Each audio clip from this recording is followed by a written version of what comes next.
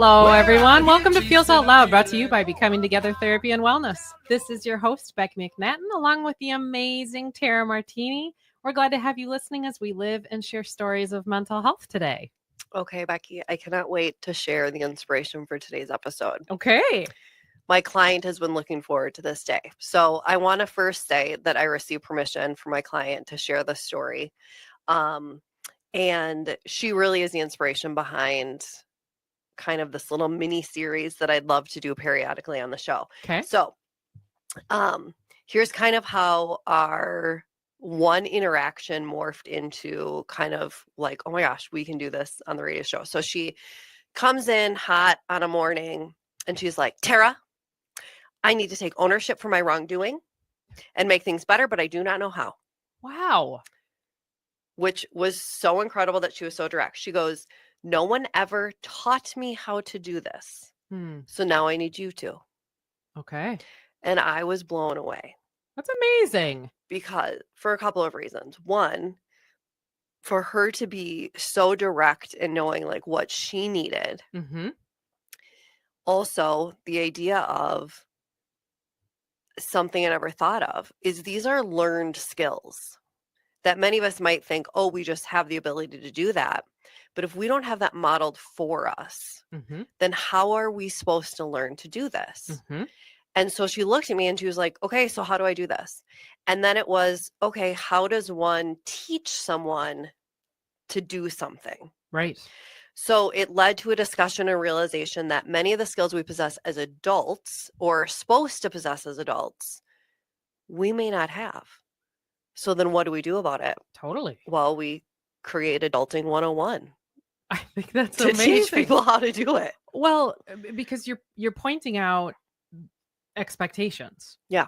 And things that the people around us, the world around us might say, we in relationship or in work or in life, here are things that now we expect you to be able to do. And if they weren't things that were shown to you, modeled for you, talked about, they aren't necessarily skills we have. So it's even interesting to know that she needed it. Yes. Because in terms of saying, I need to take ownership for my wrongdoing and make things better, but I don't know how, to even know that the problem is there. Yes. Is really cool. Which was so amazing. And so it led again to this inspiration, but also to the piece of also not only ones we never learned, but ones we were never told we were going to encounter or need to know. So for a future episode, one thing then got me thinking was this idea of redefining joy as an adult.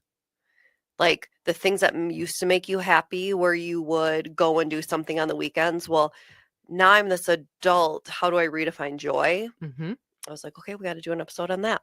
All these things where it's not that someone said, okay, well, eventually you're going to have to redefine what it looks like to be an adult woman and find joy. It's okay, I've come to that. Now let's work through what that looks like. So today we're talking about ownership. So we're talking about ownership and the art of apologizing. And before we jump into our commercial break, I always, of course, want to look at the psychology behind it, which I love. And so one thing that blew me away again was the idea that apologies are meant to recognize the equal moral worth of the victim, which is not something... I always knew apologies were important. I knew they served a purpose. I knew they required action.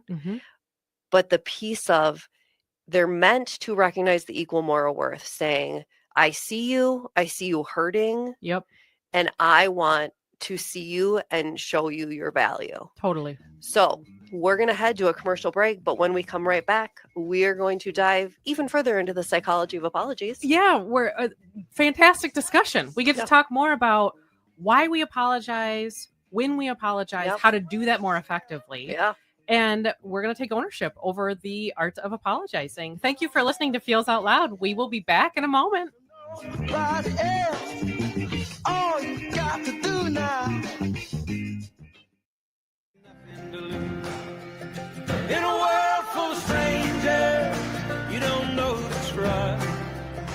All you see is danger, trying to find Welcome back to Feels Out Loud, brought to you by Becoming Together Therapy and Wellness. I am Becky McFadden, along with Tara Martini. I want to dive right back into taking ownership around wrongdoing and Let's the do it. art of apologizing. Yes, girl. So let's go back to looking at the psychological aspect of it. Okay. So psychologically speaking, an apology aims to meet the victim's psychological need of recognition. And like we said, showing them their value and their worth. So it goes to, well, what is that then going to do? Right? If I show you here, you are valuable. Well, it diminishes their desire for revenge. It heals that humiliation that they may have felt and facilitates reconciliation. Okay.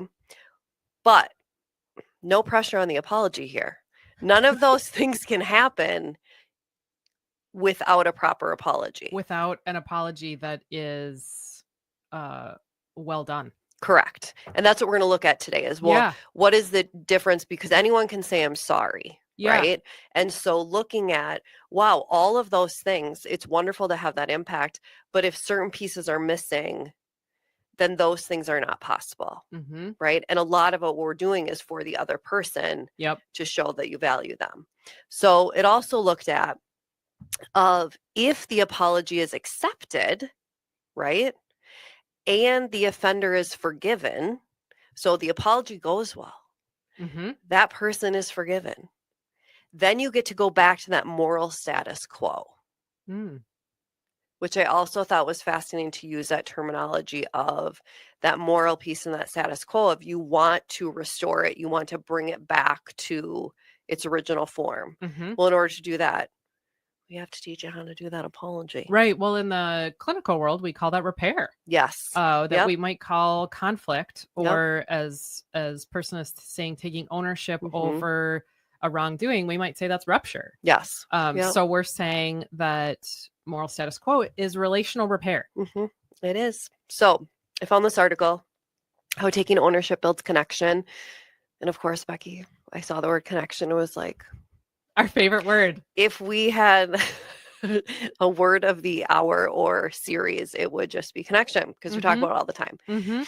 But I also think it's not redundant. It just is showing how important it is. And that connection, it comes down to that. Yeah. Right. And with everything. how much it's integrated into literally everything we do. Yep. Yeah. So the author discusses how the universal words, we're just going to stick with I'm sorry and use that terminology for today. It can be a bridge of communication, but it can also deepen the existing. So on a negative piece, it can deepen the existing emotional confusion or be received as a form of manipulation if it's not done well. So if it's just, I'm sorry, and it's empty. How many times have we been in an argument with a partner or a friend or whatever, and the person looks at you and goes, I'm sorry. Kind of rolls eyes or shrugs. Yep. Seems flippant about the words. Yeah. And you just in your whole being know that that was an empty apology. That is where then you are going to go, now I'm even more emotionally confused, and now I'm viewing it as a form of manipulation, which is the opposite of what you want to do. Our hearts know when ownership is real and when it's a tactical maneuver. It's just like follow your gut. You know in your gut when someone says that, which one it is. So truly taking ownership requires a willingness to experience and acknowledge our prejudice, our imperfections, and our vulnerabilities, which we've said this so many times, which is hard. So much of what we talk about on this show is hard to do. Yes. It's so hard. Ultimately, it means we have to give up defending ourselves. Yeah. To step out from behind the shield of our victimhood and recognize our capacity to hurt another. That we even had a wrongdoing. Yes. That we've made someone else feel hurt. Yes, absolutely. Yep. As a result of our actions, right? Too, which is hard to recognize, which is risky, right? Because when we take ownership to some aspect of ourselves or actions, we're getting rid of those defenses and we're connecting to that deepest part of ourself, which is like,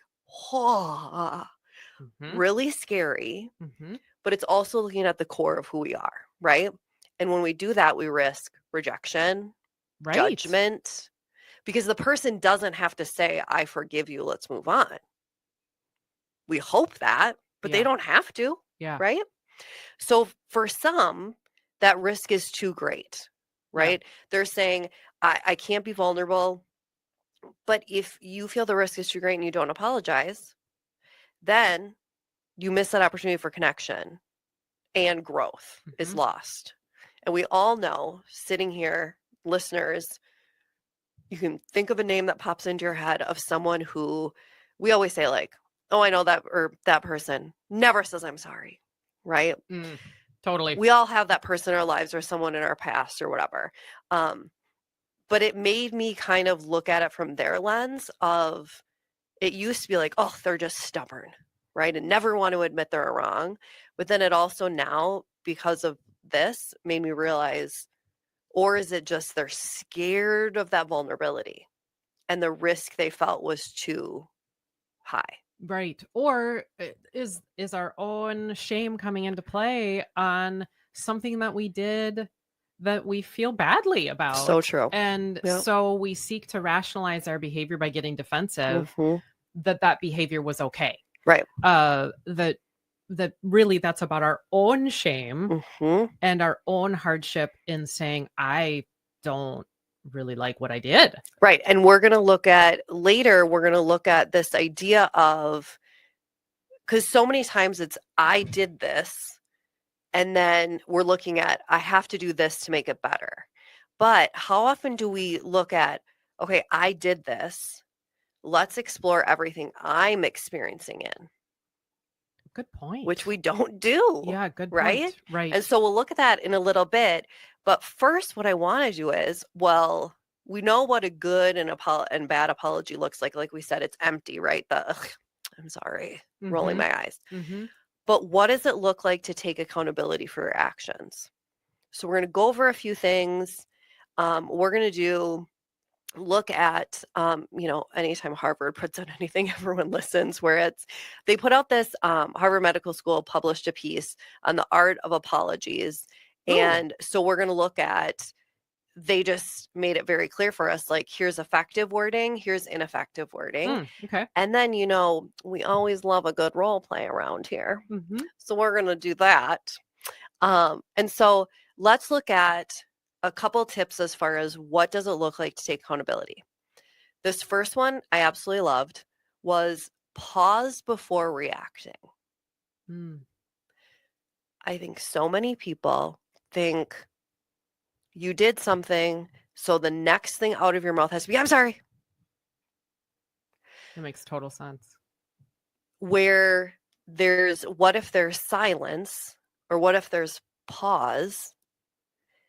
Is that person going to perceive that as like a guilt, or they're establishing a lie, or what does that silence mean? Mhm.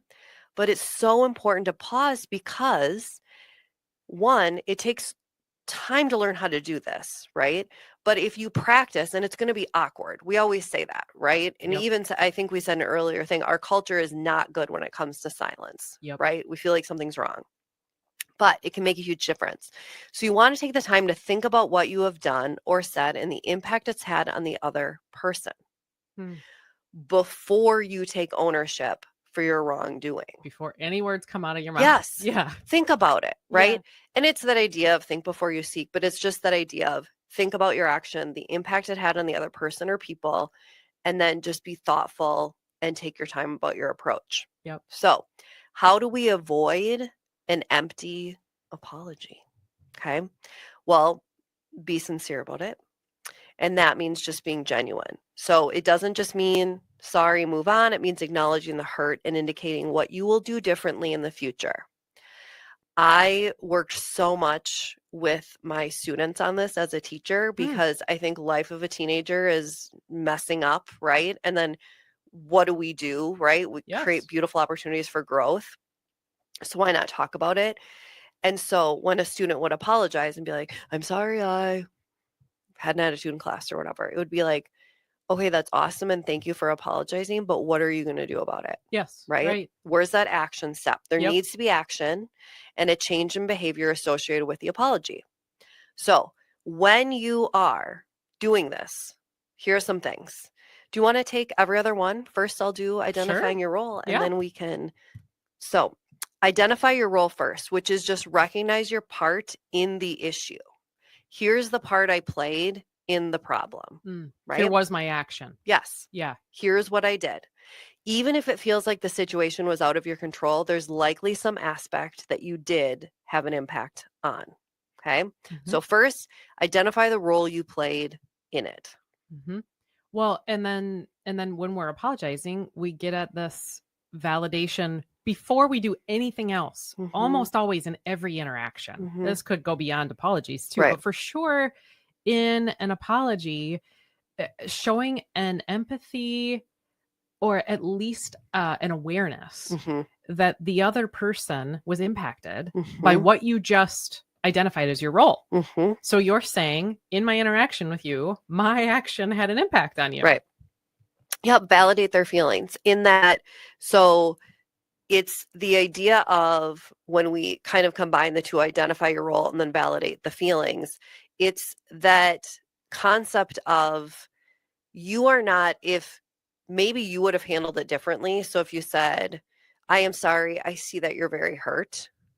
Maybe you wouldn't have been hurt by that action, but that doesn't matter because it's not on you.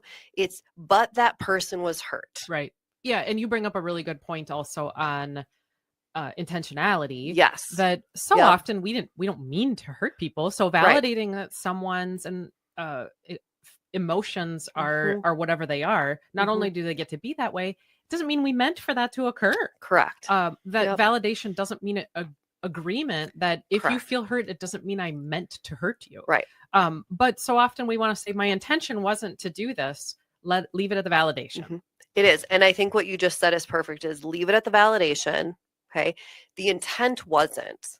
And I think that's where then people get on the defense. Right. And so just knowing the intent was not to hurt, but that doesn't mean you should discredit the hurt that they're feeling. Okay.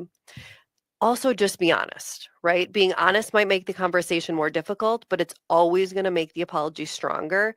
And like you said earlier, use the word repair. It's going to make the likelihood that the repair, a greater chance for the repair to take place. Okay. Having uncomfortable but unnecessary conversations is key. Otherwise, you're just choosing avoidance, right? And so I have said this since the beginning of time with students and family and all the people around me about just like part of a healthy relationship is having uncomfortable conversations. And you can be like jawing in your own skin the whole entire time, but like that has to happen in order to progress. Rather than, well, I'm just going to avoid it at all costs and pretend it didn't exist. Right. And to the even entire thought of adulting, this is an expectation we have. So we do have to practice this. It is. And in that apology, to include a statement of a behavioral change. So key. To say not only what our wrongdoing is, that we feel badly, that we've hurt someone, and validate the feelings, but they can become empty if we don't follow it up with an action step towards something different. Right. And most importantly, going back to the last statement that Becky said about the change piece or action, remember that all of this will only matter if your future actions indicate that change. You can even say, well, moving forward, I'm going to do this. But if you don't do it, then again, it becomes empty. Well, you said you were going to do it, right? It is, so you're providing that person and yourself, because remember, we also want to explore what this is doing for ourselves. You're proving to that person and yourself that you have learned from this experience. Give the difficult situation purpose by learning from it. If every time we made a mistake, like I said, teens love to make mistakes because that's part of growth and learning. If every time they made a mistake, they learned from it, oh my gosh, we would prevent making the same mistake again, and we'd create an opportunity to grow as a human, or for teens, growing into adulthood and having those skills. So let's hear what Harvard has to say about this. Sure. And I really like this because I think for our audience, anytime we can provide examples and those tangible pieces that they can connect to, I think would be lovely. And then some rationale behind how it works. Shall we, my dear? Yeah, let's do it. All right. So the first part is let's look at some effective wording. What are some, looking at word choice? Like an effective apology. Yep. Okay. And then why it works. And then in a little bit, we'll look at ineffective. Okay. Well, I'm going to give an example of effective wording. All right. Do it. I'm sorry I lost my temper last night. I've been under a lot of pressure at work, but that's no excuse for my behavior. I love you and I will try harder to not take my frustrations out on you. And so in thinking about what about this works, I set a statement of responsibility. Yep. I lost my temper last night. Mm-hmm. And then I also said that's not excuse making, it's context giving. Right. Why the mistake happened. I express a remorse for what I did and care about what I'm going to do going forward to not take frustration out on this person who I have been doing that to. Right. And I think each of those, the part where you said you gave an explanation, but not an excuse, I think that part is important of, I lost my temper last night. You said you'd been in a lot of pressure at work. That also helps you as the person who lost their temper go, okay, hey, self, check. Next time I'm feeling under pressure. Yep. Note to self that I may be more quickly apt to lose my temper. So it's also helping you. Yep. Okay. Now, let's look at another effective way to apologize. Here's another one. I forgot. I apologize for this mistake. It shouldn't have happened. What can I do to avoid this problem in the future? I love that I was seeking input from the other person. Yes. So why is this effective? Well, one, like Becky did with her last example, it takes responsibility. Yeah. I described the mistake and I made the person feel cared for. But most importantly, because although the statements were pretty vague, that last part was so key. It begins a conversation about how to remedy it and shows that you want that connection to work together to solve it. Yep. What can I do to avoid this problem in the future? Well, it's rooted in maybe our second favorite word, which is curiosity. Our first favorite word is connection. But anytime that we can remember that the relationship requires curiosity, that sometimes in some conflict, we actually don't know what it would require to repair something. So engaging in a dialogue about what repair might look like does require a question. Yes. And it also, like we talked about earlier, shows vulnerability and shows that you value the other person. Yep. Right. And it's that of, hey, I want to work with you because we're a team. So now let's look at the opposite. Okay. So for all you audience members out there, please remember this is ineffective apologies. An ineffective apology, one that's probably, I'm going to use one that's pretty common. I apologize, Tara, for whatever happened. Now, thank you for your apology. How many times have we heard an apology? I apologize for whatever happened. My language in apologizing is pretty vague. Nothing is specific. And actually it gives the connotation that I don't even know what I did. You're just doing a broad swoop. So one way to go about this and, move it into an effective response would have even been to ask a question. But I apologize for whatever happened is kind of, if you're hurt or feeling something, doesn't totally matter because I don't even know what I did, but fine, I'll just apologize. So I think that this comes across likely pretty minimizing. Yep. Terry, you got an example? Yeah. Becky, mistakes were made. I laugh at these. I know. Why am I laughing? Partly because as you say them, it looks so funny. But how common is this? Mistakes were made. Yep. So, and that the key of that ineffective sentence is that use of passive voice, right? Nowhere in those three words did I say, I made a mistake. Right. Just mistakes were made. Well, by whom? Right. Right. It's sort of if someone feels bad, you participated in the feeling bad also. Yes. Yep. So there is no taking ownership or accountability. Right. Okay, one more. All right. I apologize. I didn't know this was such a sensitive issue for you.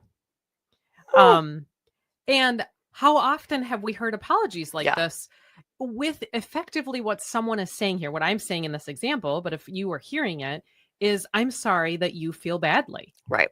I didn't know this was so sensitive for you. So I'm putting really blame back on the person who is offended by something Right. that you obviously have some kind of problem, because that's why you feel however you feel. Right. That person almost doesn't have a right to feel Yes. big emotions about that issue. Yes. And this comes across highly minimizing. It doesn't validate the experience. It certainly doesn't take any responsibility for an action. Yep. So here's what we're going to do. We're going to do a little role play action because, we love those. And so we're just going to look at trying to think of a very broad work situation that could apply to like a plethora of different work Sure. environments. And so the scenario is that we're working together on a team project and I missed my deadline. Okay, for my part of the project. Becky will play manager. Okay. And Tara will be coworker. Okay. Hey, Tara, I want to chat about the project deadline for the elderly and mental health. We were aiming to have it completed by last Friday, but it hasn't been submitted yet. What's been happening? Oh, yeah, I'm sorry. I didn't get it done. I got bogged down with clients and stuff at home and didn't properly allocate time for this task. Okay. I understand that, but it was a critical deadline, and we've had some feedback from the organization we were partnering with about the delay. What's the impact on our overall project goals? Oh, I know. I know it's impacting both the team's ability to present the project to the organization as well as the reputation of our business. So please know I take total responsibility for that in my part. Thanks for acknowledging that. How do you plan to address this? What steps will you take to prevent this from happening again? Well, I was thinking I'm going to make this better by scheduling time with Greta to get the data points I need in order to make the slides that I need to make, because that's probably, if I think about it, my biggest obstacle. Okay. I'm also going to set aside time to apologize to the rest of my team for not pulling my weight regarding this project, because I do want our coworkers to know. And I'm going to take the time to listen how this has impacted each of them. Moving forward, if I begin to notice I might be running into this issue again, I'm going to ask for help earlier to prevent the problem becoming larger. And I will set myself up for success by breaking projects into smaller group tasks so that I'm thinking that'll make it more manageable and I'm more likely to get it done. That's a really good plan. Thanks. I'm happy to provide support for you if you need it. And you can always come to me if you notice this pattern happening again. Can we schedule a follow-up in a couple of weeks to see how things are going? I think that would be a really good idea. And scene. Yeah. So, although that seemed, like I said, pretty generic in that because I want people to see that this also applies to the work environment. This isn't, because interpersonal apologies deal with not only friends and families and things like that, but also businesses and coworkers. And although it might look a little different and sound different, like there weren't like hugs and kisses and like, oh girl, I'm so sorry. You can do this in a professional setting as well, right? They apply. And if you'll notice, if we look back, all of those things took place. There was action. What am I going to do? Yeah. Right? There was me owning the role that I played in it. And then what pieces I didn't do with like the data points and making the slides and things like that. And then also that piece of owning presenting the role, looking at the impact of the group, but also a key part of this too is when there is a group involved. So let's pretend there was 5 people in this group and we're 2 of them. It didn't just impact you. That's a really good point. Right? Right. There are other imaginary people, one of them being some woman named Greta. And right. Those people have just as much value. So apologizing to one person is not as effective of going to each of those people saying, I am sorry. How has this impacted you and what can I do differently? Well, I'm thinking about so many things about this. One is how often this probably doesn't occur. Right. That Right. even in the very beginning, when I said I wanted to chat about the project deadline, Mm-hmm. that when we get asked something by people, we feel that space of tension instantaneously. That is probably guilt. Right. It's probably some shame. And when I say what's been happening, how often the discussion doesn't go where the role play went. Mm-hmm. The discussion goes in a different direction of, well, so-and-so didn't get me what I needed. My computer didn't work. Right. Well, you scheduled that meeting. Yeah, you get on the defensive. And so we're not then even talking about necessarily the issue that got brought up. We're talking about something else now. Mhm.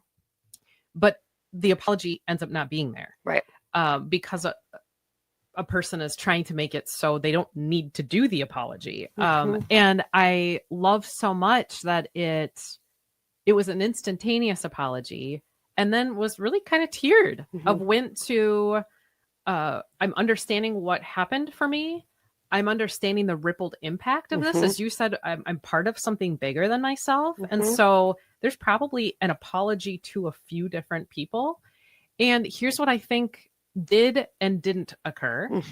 And here's what I am going to do about it. And also here's how you can support me in it. Right. That's amazing. It's key. And look at, just by that imaginary situation, that growth is going to take place, right? That there was repair taking place. Not instantaneously, but with time. So important. And I think too, for people listening, it's important. I very recently was in a spot of apologizing, and this made me, as I was thinking of like the ways, like the take action or whatever, I was like, it really made me think, did I take ownership to the extent that I should have, or was I pleased with that? And was I specific enough in my apology? Now, so when you're thinking, it's not a moment of like feeling bad for yourself, like, dang it, and forming regret or remorse, but for audience to go think back to a time where they apologized, not to make oneself feel bad, but present an opportunity for growth to reflect. And that is key. So then moving forward, I inundated my students with it so much that it became like, oh, I know I have to include action, and it was like, okay, well, it's working. And so that leads me to, if we can take this and look at it and cause reflection in ourselves, what else is it doing for ourselves, right? Because we focus so much on the person we're apologizing for. Yeah. So we know by now that apologies create harmony, they repair, they present an opportunity for connection, but it also helps you, the person apologizing, understand how you got to this place in your conflict.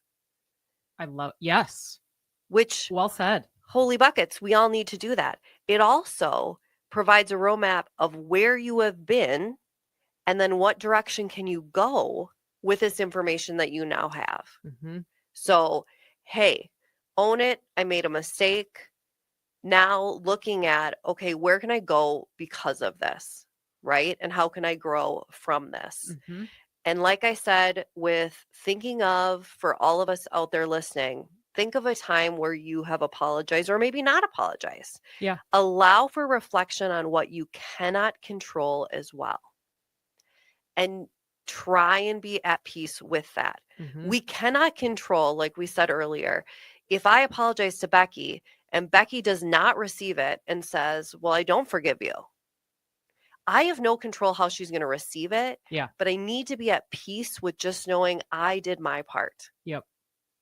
And I have to be at peace with how it is received, because it may not be received how I want it. And maybe one thing to add to that is that it might not be an if, but a when.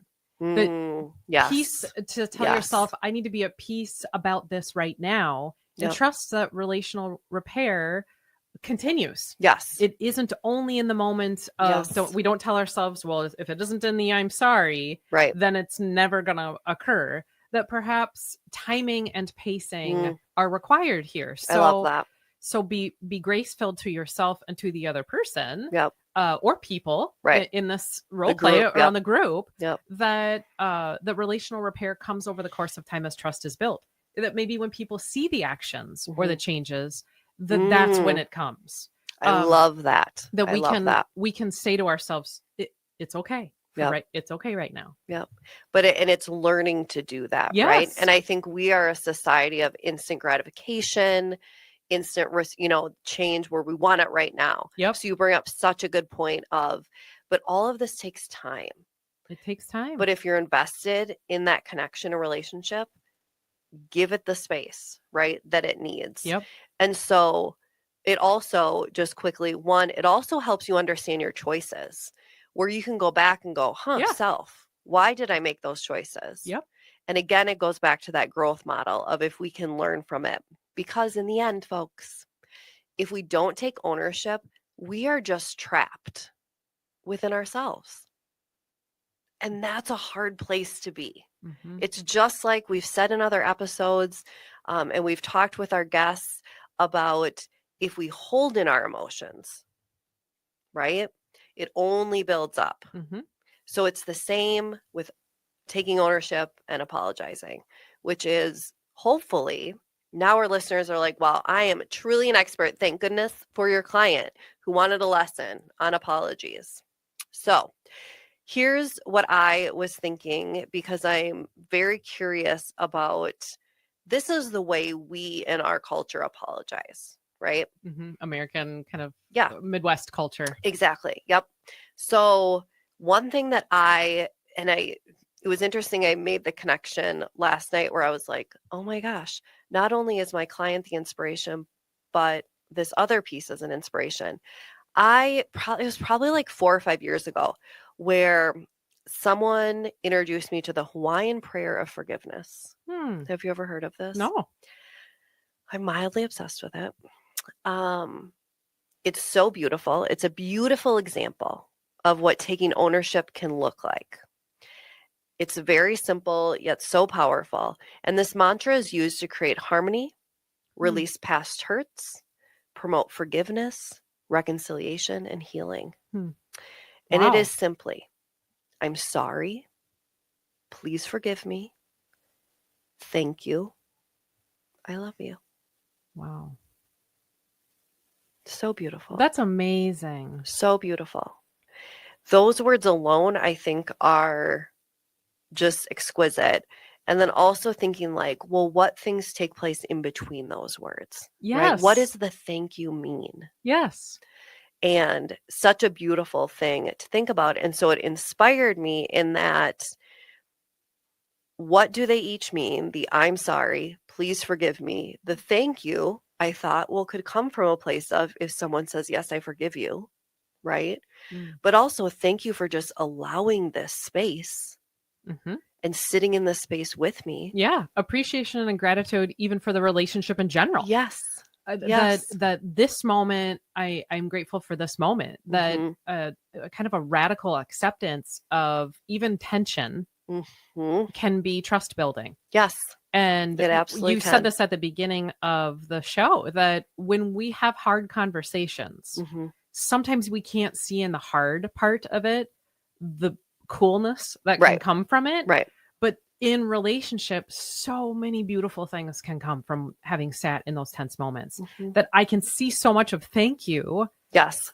For being part of the yuckiness or the murky with me. Which is not a lot. People don't see the correlation right away.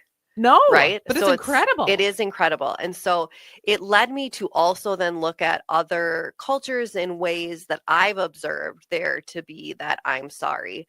And as I've said before, I worked with kiddos who speak Spanish. And so, of course, I'm intrigued by just learning more about their culture, and found that apologies in the Mexican culture are often deeply personal and involve an emotional connection, which doesn't surprise me at all with I see how these kids love.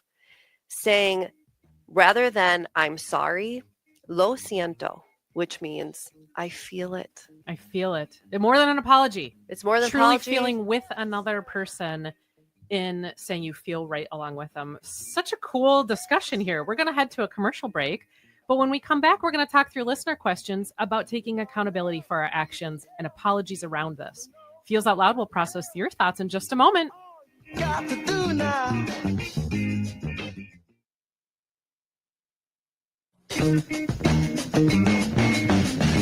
now.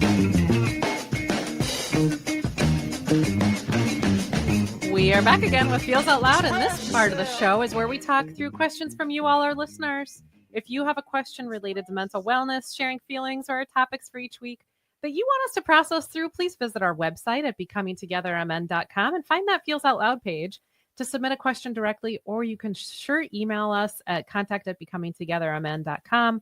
We want to hear from you and what you're wondering about.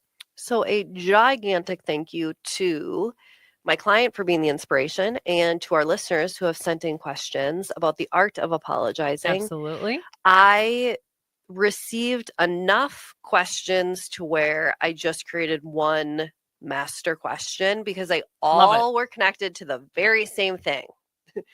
And it was, someone in my life is not good at apologizing. Yeah. And it is something, well, this person said specifically, and it's something that is so important to me to work on. Ooh. Uh-huh. Which is such a good point, right? Of it's never going to go away, because that is something we in a relationship or, friendship do. Mm-hmm. So how can I go about approaching the subject? Which is also a sensitive topic, right? Mm-hmm. Because we're talking to, hey, someone, whether it's a partner or friend, let's work on this. So, well, what do we do? How can I go about approaching it? Well, there's a number of things. First of all, I think just that idea of, if you reframe it from, well, you're not good at apologizing, let's work, or how can you fix it, to how can we work on apologizing, and what does conflict look like in our friendship or relationship, Mm-hmm. that is going to get you so much further than, well, you're not good at apologizing. You know that, right? So I think we should really work on it. Mm-hmm. Take out the you and put we. And then I think that so much is going to have the person open up more and be open to the growth piece. Mm-hmm. The other thing is, you can make statements without questioning the person. Like, hey, one thing that's important to me is the action piece, right? Yes. I feel when someone, and it's those I feel statements, like from active listening, pulling those to, I feel like when someone apologizes, and give an example maybe that doesn't have to do with that person failing at apologizing, Mm-hmm. right? Martha apologized to me the other day at school. And one of the things I loved about it is she said that one of the things she was going to work on. So it's drawing from that, or when this person says it's their partner, think of a time your partner did apologize well. I was just thinking that same thing. Yep. Because then you're going to help them realize they're capable of it, Mm-hmm. right? It's not in a weird idea beyond their ability. They're capable of it, but also it's showing them you've got those skills. You Mm-hmm. have those skills, and I want you to just draw from those. Yep. Right. And so it's, don't accuse, turn it into we statements, draw on past successes where this partner of yours has successfully apologized. If you need to, go for real life examples Mm-hmm. that someone has apologized to you. Mm-hmm. And so anytime you can do that, you're more likely then to have success, and then go through those things we talked about today. Right. The action, be honest. And remember that they might not have learned this. Right. So, even knowing that wrongdoing occurred, Yep. part of what somebody might need to know if they're not so great at apologizing is that it even hurt someone's feelings. Right. So reflecting on what's going on and bringing that forth might be required in a space where somebody didn't learn how to attune in to a relationship. And I think what you have shared is such fantastic. It's like drop the mic moments for all of us in any relationship. Right. Regardless of who they are in our world. We're at the end of our show already for today. We are. Holy moly. Thanks for listening this morning. In the week ahead, be kind to yourself, everyone. Remember that connection fosters wellness, and your voice is one that the world around you needs to hear. Share yourselves, friends. Some will, some won't. I wanna feel just a little.